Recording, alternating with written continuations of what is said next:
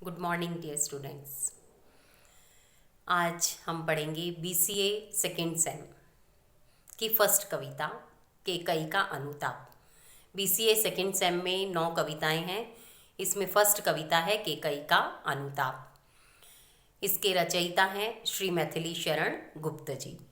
मैथिली शरण गुप्त जी का जन्म झांसी के नज़दीक चिरगांव नामक स्थान पर हुआ 1886 में।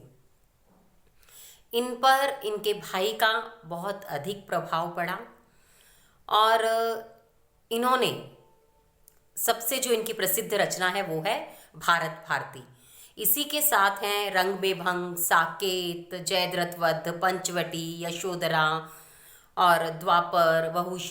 पर इन्होंने नारी को एकदम उपेक्षित स्थान से लेकर गर्वित स्थान पर पहुंचा दिया, यानी उन्होंने नारी पर बहुत लिखा। इसी में अब जो आज हम पढ़ रहे हैं वो है साकेत। इनकी जो रचना है उसमें से एक प्रसंग केकई का अनुताप। केकई जो राजा दशरथ की पत्नी थी। राजा दशरथ की 3 पत्नियां थी, उनमें से बीच वाली थी केकई। अब केकई को मतलब मंथरा जो एक दासी थी उसने उसका दिमाग पूरा चेंज कर दिया था और वह अब उसने क्या वरदान मांगा राजा दशरथ जी से कि राम को वनवास मिले और भरत को राजगद्दी। और रामायण में बताए हैं कि सब पात्र बहुत त्यागी थे। राम तुरंत तैयार हो गए अपनी वनवास जाने के लिए और भरत उस राजगद्दी पर सिर्फ राम को ही देखना चाहते थे, इसीलिए उन्होंने कभी वो राजगद्दी पर नहीं बैठे। अब भरत बहुत दुखी थे और वे राम को ही राजगद्दी देना चाहते थे। बाद में उन्होंने सबसे बात करके अब सब लोग पंचवटी गए, जहाँ पर राम, सीता और लक्ष्मण जहाँ वनवास के लिए गए थे तो पंचवटी में रुके थे। वहाँ पर सब भरत और राजा जनक और सब रानियाँ, सब लोग वहाँ पर उन्हें मनाने गए। अब इसमें पहले का प्रसंग इसमें नहीं है, सिर्फ केकई का अनुताप है कि केकई कैसे राम से अपना दुख जताती है और वह क्या कहती है कि वापस लौट चलो और अपनी गद्दी संभालो। तब इसमें पहले भरत बात करते हैं। भरत दुखी होते हैं और भरत कहते हैं कि मेरे जैसा ऐसा भाई कहाँ होगा जिसके कारण आपको वनवास मिला। पर उसके दुख से राम भी दुखी हो जाते हैं, उसे गले लगा लेते हैं। उसके बाद अब केकई क्या कहती हैं? केकई कहती है यह सच है तो अब लौट चलो तुम घर को। अब जैसे ही केकई कहती है तो अब सारी सभा, जो सब लोग वहाँ साथ में आए हैं ना अवध से, तो वो लोग एकदम चौंक जाते हैं। और केकई कहती है कि अगर सच है तो अब तुम लौट चलो। अब सबने रानी की ओर अचानक देखा, वैधव्य तुषारावृता यथा विधु लेखा। एक तो वो अब उनके जाने, जैसे ही राम को वनवास मिला थोड़े ही समय में वो क्या हो गई थी, विधवा हो गई थी, क्योंकि राजा दशरथ की मृत्यु हो गई थी। तो उसके वैधव्य को देखा। बैठी थी अचल तथापि असंख्य तरंगा। वो ऐसे बैठी थी और ऐसे एकदम अब पहले सिंह की सी थी, शेर जैसी थी, पर अब कैसी हो गई थी, गोमुखी गंगा। अब उसमें कोई क्रोध नहीं था। वह कहती है और रानी वैधव्य रूपी हिम आच्छादित चंद्र सी दिख रही थी, सफेद कलर के, यानी जैसे वो वैधव्य हो गई थी ना, विधवा हो गई थी, वैसे एक हिम आच्छादित चंद्र की तरह, बर्फ से ढके हुए चंद्र की तरह दिख रही थी। यद्यपि उसके मन में तरह तरह के भाव चल रहे थे, तरह तरह की लहरें उठ रही थी। वह निश्चल बैठी थी। जो सिंहनी थी अब कैसी लग रही थी, गंगा के समान एकदम शांत लग रही थी। उसने कहा मैंने भरत को जन्म तो दिया पर उसकी इच्छा या मन को नहीं समझ सकी। मतलब उसने तो क्या सोचा था कि मैं भरत के लिए अच्छा कर रही हूँ, पर भरत तो कभी राजगद्दी पर, क्योंकि वो भरत तो अपने भाई को सबसे ज्यादा प्रेम करते थे। तो अब केकई क्यों दुखी हो रही है? केकई कहती है मैंने तो भरत को भी खो दिया, क्योंकि अब भरत तो उसे अपना, जो मैंने जननी हूं, मैं उसकी माँ हूं, मैंने वो माँ का रूप ही खो दिया भरत से, क्योंकि भरत तो राम से ही बहुत अधिक प्रेम करते हैं। तो वो कहती है हाँ, जनकर भी मैंने भरत को न जाना, मैंने उसे जन्म दिया, पर भरत के मन में क्या चल रहा है, भरत की इच्छा क्या है, मैं उसे न समझ सकी। सब सुन ले, तुमने स्वयं यह माना। सब सुन लीजिए, और तुमने भी माना है कि भरत तुमसे ही ज्यादा प्रेम करते हैं। यह सच है, तो अब लौट चलो तुम घर को। फिर कहती है अपराधीन मैं हूं, तात तुम्हारी मैया। बेटा, मैं तुम्हारी अपराधी हूं, तो मुझे जो भी दंड देना है वो दो। दुर्बलता का चिन्ह विशेष शपथ है, ये दुर्बलता का चिन्ह है। मैं अपराधी हूं, तुम्हारे वनवास की आज्ञा जो दिलाई गई थी वह मेरी दुर्बलता थी, मैं अबला थी, जिसका नतीजा अब सबको भोगना पड़ा है। इसमें भरत का कोई कसूर नहीं है। मुझे बोलने दो, मेरी बातों में जो सार है उसे स्वीकारो, मुझे पश्चाताप करने का मौका दे दो।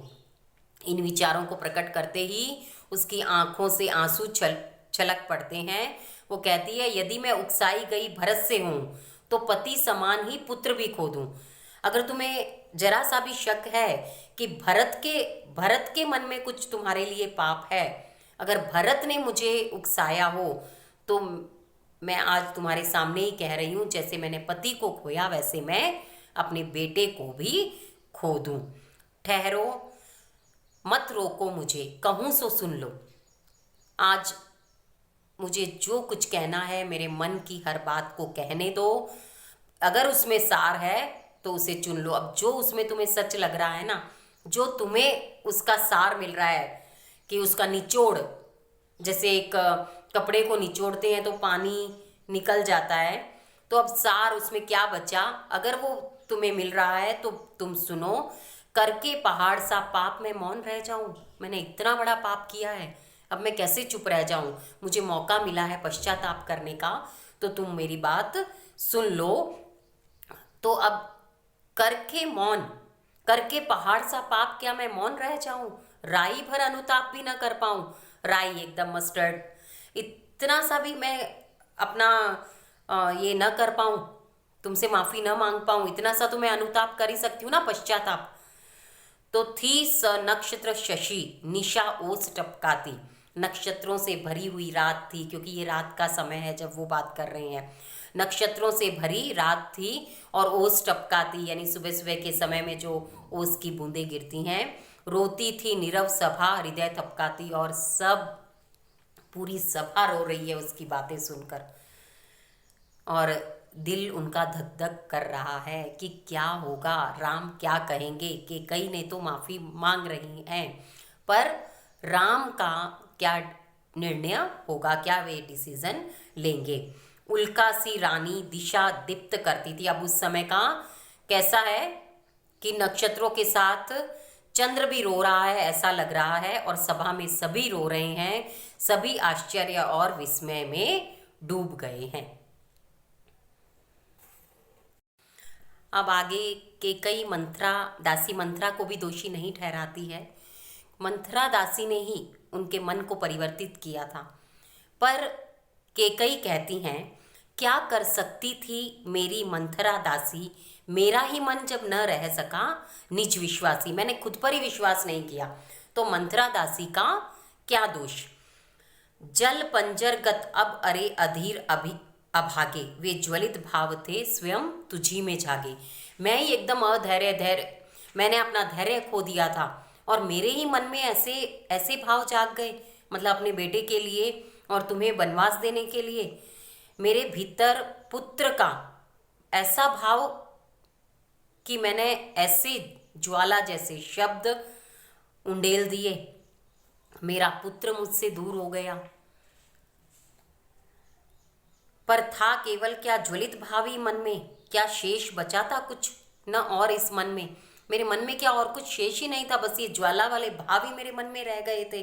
कुछ मूल्य नहीं वात्सल्य मात्र क्या तेरा, क्या मेरे मन में कभी कहीं वात्सल्य भाव नहीं आया, प्रेम नहीं आया कि पर आज धन्य सा आज अन्य सा हुआ वत्सवी मेरा। मैंने अपने बेटे के मन को नहीं जाना, जन कर भी, उसे जन्म देकर भी, इसीलिए तो मेरा बेटा भी आज क्या हो गया, मुझसे दूर हो गया, अन्य सा हो गया। थूके मुझ पर त्रैलोक्य भले ही थूके, थूकने ही वाले हैं तीनों लोग, आकाश पाताल सब लोग मुझ पर थूकेगा ही कि ऐसी माँ, रघुकुल में ऐसी माँ आई थी जो कोई ना कह सके। क्यों चूके, मतलब कोई कहने से चूके भी क्यों, उनको मुझ पर वो थूकेंगे ही, क्योंकि मैंने काम ही ऐसा किया है। छीने न मातृपद किंतु भरत का मुझसे, सब लोग चाहे कितना भी कह ले, पर भरत से मेरा मातृपद न छीने, मैं ही उनकी माँ का मेरा जो अधिकार है वो न छीने।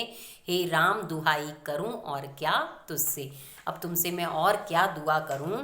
कहने आए थे अभी यही नर देही, माता न कुमाता, पुत्र कुपुत्र भले ही। हर बार यही कहा गया है कि कभी भी माता कुमाता नहीं होती, पुत्र कुपुत्र हो सकता है पर कभी भी माता कुमाता नहीं होगी। पर मैंने तो उनके भी इस बात को बदल दिया है, इतने युगों युगों से जो बात चली आ रही थी, मैंने उस बात को ही बदल दिया है कि यहाँ तो पुत्र क्या है, सुपुत्र है, पर माता कैसी हो गई है, कुमाता हो गई है। अब कहे सभी यह हाय विरुद्ध विधाता, ये तो विधाता के विरुद्ध हो गया है मेरे कारण, मैंने ऐसा काम किया है, घिनौना काम किया है, कुत्सित काम किया है कि माता यहाँ कुमाता हो गई है, ये तो मैंने विधाता के विरुद्ध जाकर ऐसा काम किया है। हे पुत्र पुत्र ही रहे रहे, कुमाता माता, पुत्र तो पुत्र ही रहा पर यहाँ माता कुमाता हो गई। बस मैंने इसका बाह्य मात्र ही देखा, दृढ़ हृदय न देखा, मृदुल गात्र न देखा। मैंने उसके भरत का सिर्फ बाह्य रूप देखा कि हाँ मेरा पुत्र है, मुझे इसको सब सहूलियत देनी है, पर मैंने इसका हृदय न देखा, स्वच्छ कोमल हृदय, उसको मैं कभी न समझ पाई। दृढ़ हृदय, मजबूत हृदय न देखा, परमार्थ न देखा, पूर्ण स्वार्थी देखा।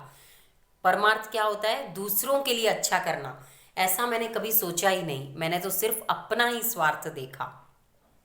इस कारण ही तो हाय आज यह बाधा, इसी कारण ही तो ये बाधा आई है। युग युग तक चलती रहे कठोर कहानी, युगों युगों तक ये कहानी चलेगी कि रघुकुल में थी एक अभागिनी नारी, कि रघुकुल में एक ऐसी नारी थी जिसने ऐसा काम किया था। तो लोग मेरी निंदा, युगों युगों तक लोग मेरी निंदा करते रहेंगे। निज जन्म जन्म सुने जीव यह मेरा, हर जन्म में मेरा जीव यह सुनेगा। धिक्कार उसे था महास्वार्थ ने घेरा, कि ऐसी माँ को धिक्कार है जिसमें महास्वार्थ था, कि अपने स्वार्थ के लिए उसने ऐसा काम किया। 100 बार धन्य एक लाल की माई, जिस जननी ने जना भरत सा भाई। तब राम के साथ पूरी प्रजा जो वहाँ पर थी वो सब चिल्ला उठी, क्योंकि माता का अनुताप देखकर, केकई का अनुताप देखकर, पश्चाताप देखकर सब लोगों का मन द्रवित हो गया, पिघल गया, और सब लोग मतलब हुंकार करने लगे, नारा जिसे कहते हैं, यानी चिल्लाने लगे कि जिस 100 बार धन्य वह एक लाल की माई, 100 बार धन्य है, वो उसको धिक्कार रही थी ना अपने आप को बहुत देर से, तो सब लोग कहते हैं तुम तो धन्य हो, 100 बार धन्य वो एक लाल की माई, एक लाल यानी भरत, एक लाल की माई जिस जननी ने जना भरत सा भाई। 100 बार धन्य है वह माँ जिसने भरत जैसे पुत्र को जन्म दिया। भरत जो इतना त्यागी पुरुष की राजगद्दी मिलते हुए भी उसने उस गद्दी को स्वीकार नहीं किया। पागल सी प्रभु के साथ सभा चिल्लाई, पूरी सभा यही चिल्ला रही है, यही कह रही है कि 100 बार धन्य वह एक लाल की माई। तो ये आपकी कविता है फर्स्ट कविता केकई का अनुताप।